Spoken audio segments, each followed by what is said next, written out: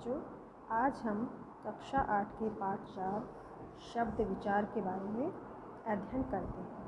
तो जानते हैं शब्द विचार में हमारा क्या क्या आता है। सबसे पहले हमें जानना है कि शब्द की परिभाषा क्या है ना। शब्द को हम किसको बोलते हैं?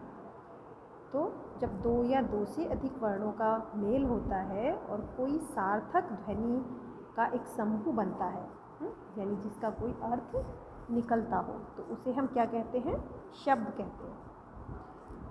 हमारा जो वर्ण है वो भाषा का मूल आधार है, यानी कि सबसे छोटी इकाई जो है हमारी, वो कौन सी है? वर्ण है ना, यानी अक्षर। तो एक या एक से अधिक वर्णों से या ध्वनियों से बनी जो सार्थक एवं स्वतंत्र ध्वनि है, उसको हम क्या कहते हैं? शब्द। तो वर्णों का एक ऐसा मेल जो एक निश्चित अर्थ प्रकट करता हो, वो क्या कहलाता है? शब्द कहलाता है। अब जैसे बोलचाल की भाषा में हम बहुत सारे ऐसे शब्द प्रयोग करते हैं जिनका कोई अर्थ नहीं होता है। जैसे आपने देखा होगा, हम रोज़मर्रा के शब्दों में रोटी, बोटी, पानी, वानी, है ना, ऐसे शब्द जो प्रयोग करते हैं। अब रोटी का तो अर्थ होता है लेकिन बोटी का कोई अर्थ नहीं होता, पानी का अर्थ होता है लेकिन वानी का कोई अर्थ नहीं होता। तो ऐसे भी हम बहुत सारे निरर्थक शब्द जो है अपनी भाषा में प्रयोग करते हैं। तो ऐसे शब्दों को हम क्या कहते हैं? निरर्थक शब्द, यानी जिनका कोई अर्थ नहीं होता। तो व्याकरण में हम ऐसे शब्दों पर विचार नहीं किया जाता है, केवल उन शब्दों पर विचार किया जाता है जो सार्थक शब्द होते हैं। अब शब्द जो है भाषा की स्वतंत्र इकाई है। शब्दों के बिना भाषा का कोई अस्तित्व नहीं है ना। तो ये भाषा की एक संपदा है और प्रत्येक शब्द किसी न किसी भाव या विचार को प्रकट करता है। उसका वाक्य में अपना एक स्थान होता है, यानी ये नहीं कि हम किसी भी शब्द को कहीं भी लिख सकते हैं, है ना। आपने देखा होगा, जब हम एक वाक्य लिखते हैं तो हम उसमें जो शब्दों को क्रम के अनुसार लिखते हैं कि जिस शब्द को जहाँ पर आना है हमें उसे वहीं पर लिखना है, नहीं तो हमारा वो वाक्य गलत हो जाएगा। जैसे कर्ता कहाँ आना है, क्रिया कहाँ आना है, संज्ञा कहाँ पर आनी है। तो इन सब चीज़ों का हमें बहुत ज़्यादा ध्यान रखना पड़ता है। अगर हम इनमें ज़रा सी भी गलती करते हैं तो हमारा वाक्य वो अशुद्ध हो जाता है। जैसे उसी प्रकार जैसे हम शब्द लिखते हैं, यदि हम शब्दों में वर्णों को सही क्रम में नहीं लिखेंगे तो हमारा सार्थक शब्द नहीं बनेगा, निरर्थक शब्द हो जाएगा। तो वैसे ही हम वाक्यों में भी शब्दों को एक क्रम में लिखते हैं, सही क्रम में। तो कुछ शब्द ऐसे होते हैं जो समय के साथ लुप्त हो जाते हैं, यानी छुप जाते हैं, जिनका हम प्रयोग करना बंद कर देते हैं और आवश्यकता के अनुसार उसकी जगह नए शब्द आ जाते हैं। तो किसी भी भाषा का जो शब्द समूह है उसको हम शब्द भंडार कहते हैं। तो हिंदी भाषा उस समय समुद्र के समान है जिसमें अनेक शब्दों की नदियाँ आकर मिलती हैं। मतलब कि अलग अलग भाषाओं की, अलग अलग जगहों की, अलग अलग बोली के शब्द हमारे हिंदी भाषा में आपको मिल जाएंगे। हमारे देश पर अनेक शासकों ने शासन किया, है ना। आपने देखा होगा, पहले हमारे देश पर काफ़ी टाइम तक अंग्रेज़ों का शासन रहा, बहुत टाइम तक मुस्लिम लोगों का शासन रहा। तो उस वजह से भी हमारे यहाँ पर बहुत सारे शब्द अंग्रेज़ों के, इंग्लिश के, यानी कि और बहुत सारे शब्द हमारे उर्दू के भी हमारी हिंदी में देखने को मिलते हैं। आज बहुराष्ट्रीय कंपनियों द्वारा व्यापार के लिए भारत आने के कारण बहुत से नए शब्द हमारी भाषा में आ गए हैं। भाषा कुछ शब्द आवश्यकता के अनुसार स्वयं गढ़ती है और कुछ विदेशी भाषाओं से हमारी भाषा में ये आ जाते हैं। तो अब करते हैं हम शब्दों का वर्गीकरण। तो शब्दों का वर्गीकरण 5 आधार पर किया जाता है। वो 5 आधार कौन कौन से हैं? स्रोत के आधार पर, अर्थ के आधार पर, प्रयोग के आधार पर, रचना के आधार पर और व्याकरणिक प्रकार्य के आधार पर। अब चलिए हम देखते हैं स्रोत के आधार पर क्या है। तो स्रोत के आधार पर, यानी स्रोत का अर्थ है मूल या किसी भी शब्द का एक जहाँ से जन्म होता है वो स्थान, है ना। तो कोई भी शब्द भाषा में कहाँ से आया, किस रूप में उसे स्वीकार किया गया, या किसी अन्य भाषा के शब्द के साथ मिलकर मूल रूप ने एक नया रूप लिया। इन आधार पर शब्दों का वर्गीकरण क्या कहलाता है? स्रोत के आधार पर वर्गीकरण। अब स्रोत के आधार पर भी शब्दों को 5 वर्गों में बांटा गया है। ये कौन कौन से हैं? तत्सम, तद्भव, देशज, विदेशी और संकर। तो अब चलिए अब हम इनके बारे में जान लेते हैं कि तत्सम शब्द हमारे कौन से होते हैं।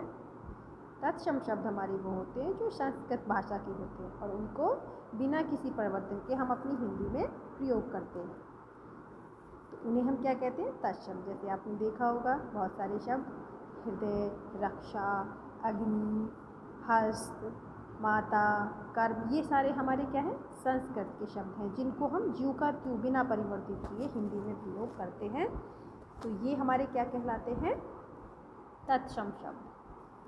अब आगे देखते हैं तद्भव शब्द। तो तद्भव शब्द क्या होते हैं, वे शब्द, वे संस्कृत के शब्द जो अभी हमने तत्सम में पढ़े, उनको जब हम हिंदी में परिवर्तित करके हिंदी में प्रयोग करते हैं वो कहलाते हैं हमारे तद्भव शब्द। जैसे हिया, आग, है ना, अम्मा, काम, सूरज।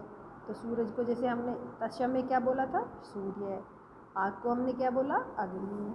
तो इस तरह से जब हम उनको हिंदी में कन्वर्ट करते हैं या परिवर्तित करके हिंदी में प्रयोग करते हैं तो वो हमारे कहलाते हैं तद्भव शब्द। अब कुछ तत्सम और तद्भव आपको दिए गए हैं इसमें, तो इन्हें आपको पढ़ना है और समझना है। जैसे हमारे तत्सम के शब्द हैं अग्र, मुख, निद्रा, दधि, है ना। और तद्भव में हम इनको क्या बोलेंगे, अग्र मतलब आगे, मुख मतलब मुंह, निद्रा मतलब नींद, दधि मतलब दही। इसी तरीके से हमारे ये बहुत सारे तत्सम और तद्भव शब्द हैं, इनको ध्यान से पढ़िएगा।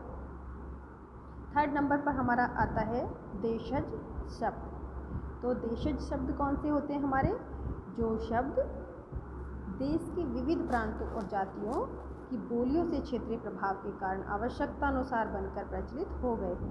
यानी कि आपने देखा होगा अलग अलग स्थानों पर, अलग अलग जगह पर अलग अलग बोली और भाषा बोली जाती है, तो वहाँ से बहुत सारे शब्द हमारी हिंदी में प्रयोग किए जाते हैं अलग अलग क्षेत्र से।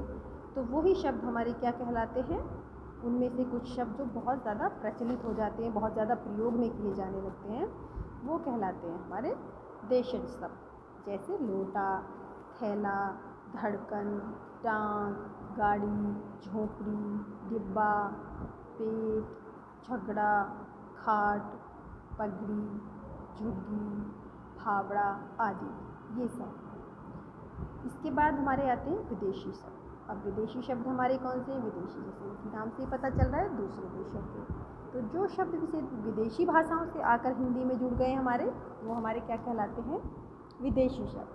तो हिंदी पर अनेक भाषाओं का प्रभाव रहा है, जैसे अंग्रेजी, फारसी, चीनी, पुर्तगाली, फ्रांसीसी आदि। तो इन भाषाओं के शब्द अब हिंदी में प्रयोग किए जा रहे हैं। जैसे आपने देखा होगा डॉक्टर, कॉलेज, हॉस्पिटल, स्टेशन, ये जो हमारे शब्द होते हैं जो अंग्रेजी के होते हैं, जिनको हम हिंदी में ऐसे चीज़ लिखते हैं, है ना, उसी तरीके से प्रयोग करते हैं। ऐसी संतरा, पादरी, तौलिया, कनस्तर, ताकत, जुर्माना, इनमें बहुत सारे शब्द हमारे कौन से हैं, उर्दू के, तो वो भी हमारी हिंदी में प्रयोग किए जाते हैं। तो ये शब्द हमारे क्या कहलाते हैं, विदेशी शब्द। ये शब्द किस भाषा के हैं, इस प्रकार इनका वर्गीकरण करना सरल नहीं है, क्योंकि सभी भाषाओं को होना, जानकार होना विद्यार्थियों के लिए कठिन है ना। सभी भाषाएं तो हर कोई नहीं जानता, इसलिए इनका वर्गीकरण करना सरल नहीं है। अब देखिए संकर शब्द।